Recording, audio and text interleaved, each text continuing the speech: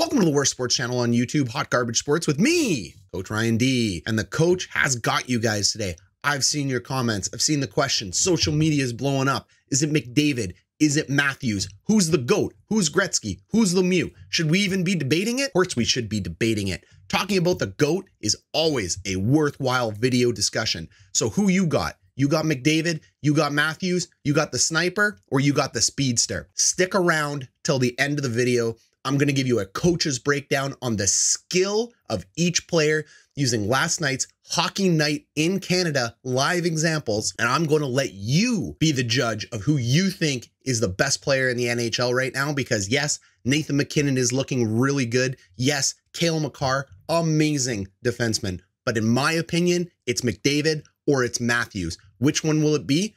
Find out by the end of the video. Roll that intro. Here's Lemieux. The center penalty coming up. Look at Lemieux.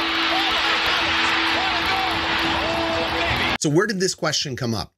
We've been doing this channel now for a little bit, and I've seen some amazing comments. Well, one of my subscribers, Mikey's Lab, and I got to tell you, if you haven't seen his channel, please check it out. Does some really cool tech reviews. So comment number one that sparked this video. If you, and by you, he means the Winnipeg Jets, because I'm a huge diehard bias Jets fan, shout out Winnipeg.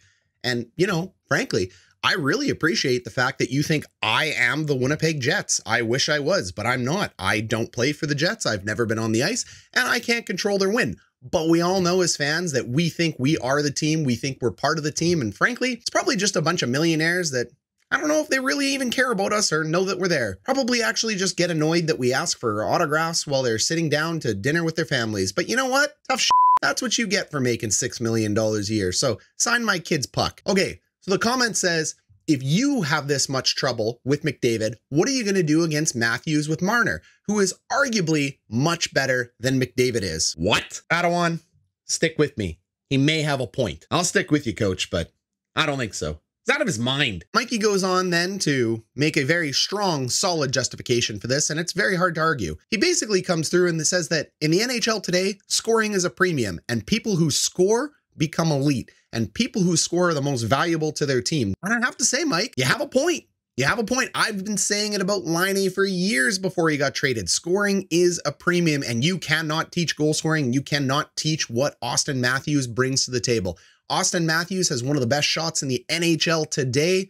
No, it's not one of the best. It's the best shot in the NHL today. And he reminds me a lot of Mario Lemieux. 25% of insane hockey fans out there think Lemieux was better than Gretzky. And I hate to say it, I think you're crazy. But you may be justifiable. I just think you're crazy if you think it's Lemieux or Gretzky. Let me know what you think. Gretzky, Lemieux, which one was it?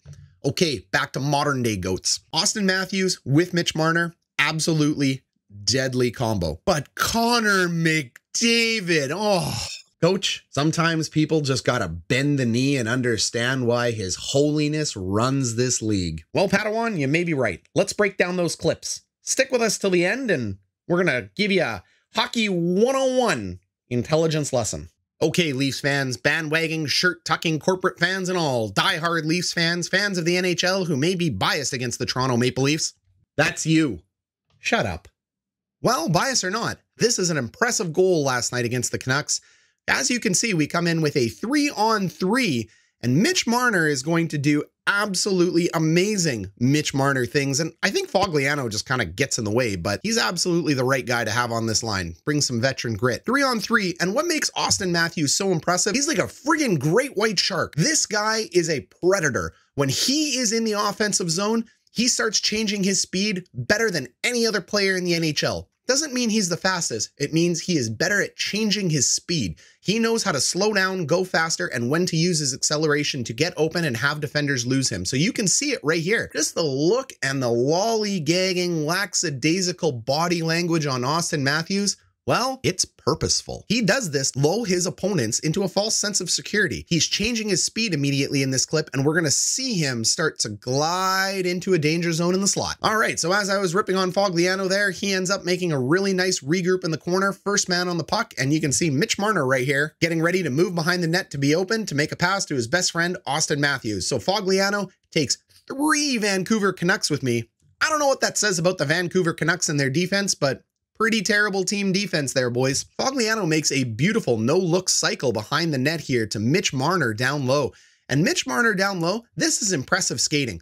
Look at where his feet are pointed and how he takes this puck off the stick. Where my mouse pointer is circling right now is where that puck is coming in. I know it's a little blurry. It's hard to see. This game is fast, but holy cow, does Mitch Marner have skill. Ugh, this guy's good. And remember, literally 3 frames ago, Mitch Marner's feet were pointed towards Fogliano on the right-hand side of your screen. Now he's got feet up ice, he's got head up ice, and he makes an incredible pass to an open Auston Matthews, who has done exactly what he said he was going to do at the beginning of this. Great white shark moving into the slot, having defensemen forget about him, and the Vancouver defenseman is in position. That's what makes Auston Matthews so disgusting as a shooter. He's in position. We call this stick on puck. His stick is going to be on puck. Puck is right here. It's heading to Auston Matthews' stick, and you have absolutely no freaking chance as that goes into the back of the net to make the game 1-1. Wow. Mikey, you may have a point. But then let's go ahead and break down goal 2, because goal 2 is really just a repeat of goal 1. Or is it? Okay, so what makes goal 2 so special? The Vancouver Canucks are going to make a fantastic D-to-D regroup pass behind the net. Anytime you're in your own zone or you're in an offensive zone, you want to do what's called widening the zone. Widening the zone means making those D-to-D passes east to west, and you're going to see an excellent regroup pass to Alexander Edler behind the net. And please remember, Alexander Edler is a very good defenseman. Canucks fans may not think so. You've had a pretty tough year, but he is. He is a highly skilled $5 million defenseman. He's about to get torched. Okay, so here's Mitch Marner doing Mitch Marner things. Remember I talked about that speed? Oh, Mitch Marner's incredible. So that D-to-D regroup pass happens, and you can see right here, there is no less than about 8 feet of gap. And when we talk gap, that means player versus puck. That is almost 8 feet. Alexander Edler right here, he's only 1 foot away from the puck. That's like 9 times a difference in gap right now, but doesn't matter. Alexander Edler is able to pivot open, take that puck on the side of his stick, and look at that gap. Like, oh my God. Mitch Marner, if you're a Leafs fan, you gotta be fired up about this guy. Mitch Marner has closed that gap like that. Oh my goodness, that is such a tight gap because you can see he's coming in here. Stick on puck. How does he close 8 feet? He's good. He's good. That's how. And how good is he? He's good enough to have stick on puck before Alexander Edler can even make a play. This is what we call stick on puck when you hear it in the NHL, kiddies. Stick is open, great body position, able to move that puck off Edler's stick. What a forecheck. It's worth noting here that with a puck down in the corner, Mitch Marner's forecheck, he ends up pivoting the wrong way. He pivots up ice. And you know what? That's okay. It happens. It's a play that's made in a split-second decision. He ends up going the wrong way. His skates are facing the wrong direction. No one's around the puck. What's he going to do? What's he going to do? Look at this guy. He makes an absolutely disgusting toe-pointed turn. He is now up ice with a puck in less than 0.3 seconds. What a change of direction. And he is looking to finish this off. Auston Matthews, again, that great white shark, he's up here in the top screen of your corner. Mitch Marner has the puck just down here. What is going to happen on this play? Well, he's going to feed his buddy Auston Matthews, and it's going to go into the back of the net. Just to give you a quick sense of how that gap breaks down so fast, Mitch Marner does the right thing. He takes 2 or 3 strides out of the corner to shrink that gap. He brings 4. Well, okay, 3, but we have 4 Vancouver Canucks now below the hash marks because of what Mitch Marner is doing. There are only 2 Toronto Maple Leafs here, and Auston Matthews again at the top of our screen doing great white shark things. So Matthews ends up picking up that puck. We have 4 Vancouver Canucks, poor 4 Vancouver Canucks down low, and you know what ends up happening? He knipes it. Of course he knipes it. This guy has an incredible shot. So, Mikey, you're looking pretty good right now. Matthews might be the best player in the league because of that shot. However, Mitch Marner looks like he's doing a lot of work. And I know you put the caveat that Matthews and Marner together are better than McDavid. So let's go ahead and take a look at the case evidence for Connor McDavid, because right now you're looking pretty smart. So McDavid's game is all about speed, speed, speed, speed. And oh my God, Connor McDavid's speed ruins defensemen. You are not supposed to back in like the 3 Calgary Flames have done here. You have a forward and 2 defensemen with a 4-foot gap. That's 2 hockey sticks. That's bigger than social distancing. This gap is awful. And why does it happen? It's not because the Calgary Flames aren't good. It is because Connor McDavid's speed is so freaking deadly and off the charts compared to anybody in the league that they don't know what to do. Their skill is just not strong enough to handle McDavid. Defensemen shouldn't be crossing over. Really, coach? They don't cross over? No, they shouldn't be crossing over when they are playing a one-on-one or a three-on-three style game. We call it a one-on-one anytime you have equal numbers. So there are 3 Edmonton Oilers, there are 3 Calgary Flames. Nobody should be crossing their feet. We can see they're not, but they're about to because McDavid's going to blow them up. So McDavid ends up getting a great shot off of that play, but no goals happen. However, it's a great prereq into the next 2 goals that Connor McDavid ends up generating. And Connor McDavid ends the night with another 3-point outing. Gross. But before we get to the first goal he puts in, just look at this guy ruining the Calgary Flames. Connor McDavid has no ability to get this puck on net at this point right now. Sure, he could take a weak little backhand, but you can see Flames goaltender, he's about to get into really good position, and 2 Calgary Flames right now have an excellent angle on McJesus. So what ends up happening? Well, only the fact that there should be absolutely no way to put this puck through on a 2-on-2 situation, but both Calgary Flames players, including veteran defenseman Mark Giordano, they end up just getting way too worried about Connor McDavid because they don't know how to handle his skill and speed. And what an amazing no-look. I mean, here's the puck. It's right here. What an amazing no-look behind the pass play. Good thing Markstrom's able to make a post-to-post kick because this puck doesn't end up going in the net. However, it damn well should have. All right, so Connor McDavid, game-breaking speed. Unlike Auston Matthews, Connor McDavid's game is predicated on doing it himself. He is looking to help with line mates, but Connor McDavid's speed gets everybody else open, and when he passes somebody else the puck, it's just to give himself more space. You can see this on this play. Connor McDavid is behind his own net right now after a really nice regroup play by Tyson Barrie. McDavid is going to take 4 or 5 strides up to the left side of the ice by this Sportsnet sign, and he is going to make a 2-line pass, and well, we're going to see he's about to go end-to-end 200 feet from behind his own goal line to score a goal. Connor McDavid's already up ice, puck's on his stick, and you can see the forecheck. You got no chance. Puck makes its way into the neutral zone here. We have 3 Edmonton Oilers, 4 Calgary Flames, but when a player picks up the puck so far behind the play like Connor McDavid is about to do, because remember, he's way on the left side of your screen. The camera can't capture him right now. This is a set and design play to have the last man in a power play bring up the puck, so you can't stand 4 men up at the blue line. It's a great zone entry tactic, and Connor McDavid's going to make it look easy. All right, here you go, McJesus. He ends up taking that pass, and well, as we can see, that gap has blown up. Because of his speed, Calgary Flames have to back in 4 or 5 feet. It's going to be an easy zone entry for McMuffin. But like a quarterback in the NFL, Connor McDavid decides to call his own number, take 5 more strides into the zone, drag the puck disgustingly through the stick of the Calgary Flames defenseman, shoot it top cheese, and goal number 1. How do you defend that? How do you defend that? You don't. You can't. The best NHL defenseman can't shut this man down. You can't stop him. So let's go ahead and see case number 2. We saw 2 of Auston Matthews. We're going to see 2 of Connor McDavid. This play starts as a harmless cycle in the Calgary Flames offensive zone. There's no such thing as a harmless cycle. It's a valid offensive play. I know. YouTube videos are hard sometimes. Sometimes you just talk. Dick. Okay, so a deadly cycle in the Calgary Flames offensive zone leads to, well, McJesus again. So his holiness is down here in your bottom right corner of your screen, and you're about to see that there are 4 Flames defensemen who are going to have an amazing ability to play an angle on any other player in the NHL, but not Connor McDavid. And why do I say that? Because look at this gap. Calgary should have him. There is no reason an NHL player of any skill shouldn't be able to take this puck away. There is not a lot of gap where you see my cursor here.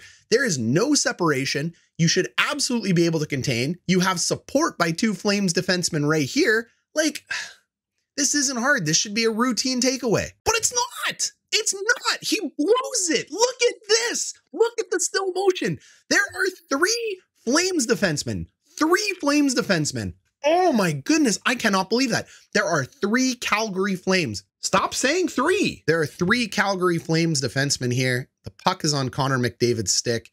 You can see the Edmonton Oilers player creeping into a very dangerous position, and this isn't good. Again, Calgary was in the proper defensive zone coverage. This is 5-on-5, people.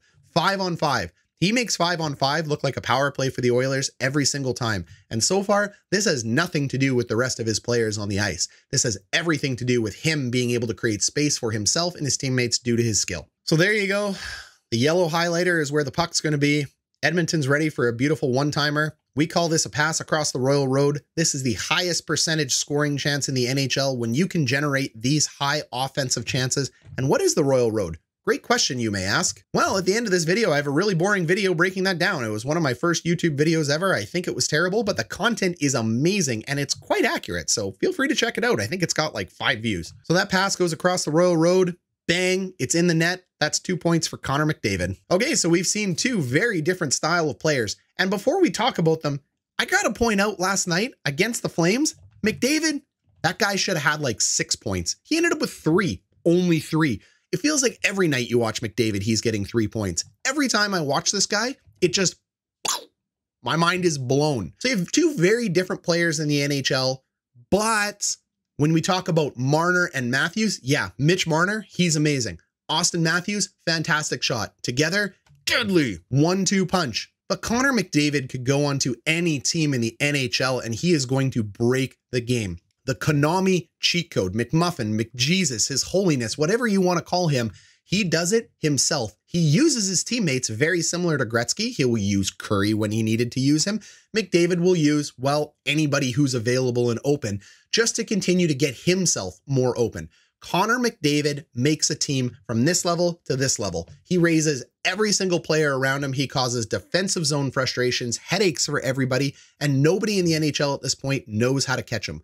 Paul Maurice said it the best. If you're behind Connor McDavid, you have no chance of catching him. If you're beside Connor McDavid, you have no chance of catching him. If you are in front of Connor McDavid, you have a 10% chance of catching him.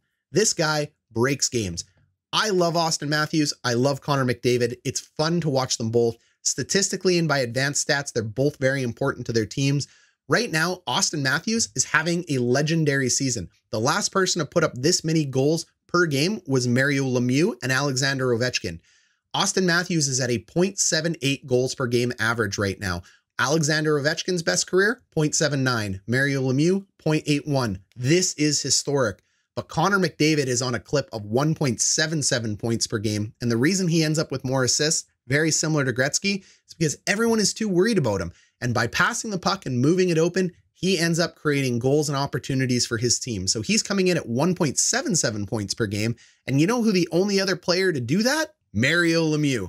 I know it's not Wayne Gretzky numbers. I don't think anyone's going to have Gretzky numbers. Let's be honest. Those records are just ridiculous. They're broken.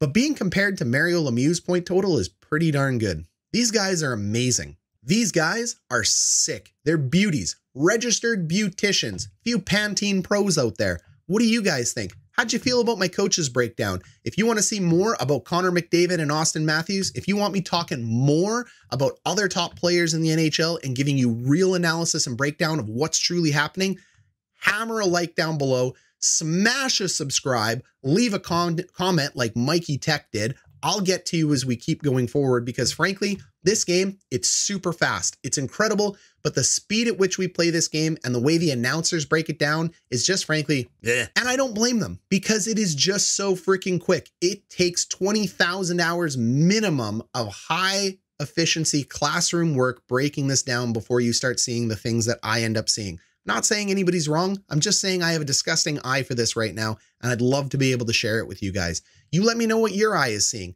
Thanks so much for sticking with us at Hot Garbage Sports. We'll see you in the next video.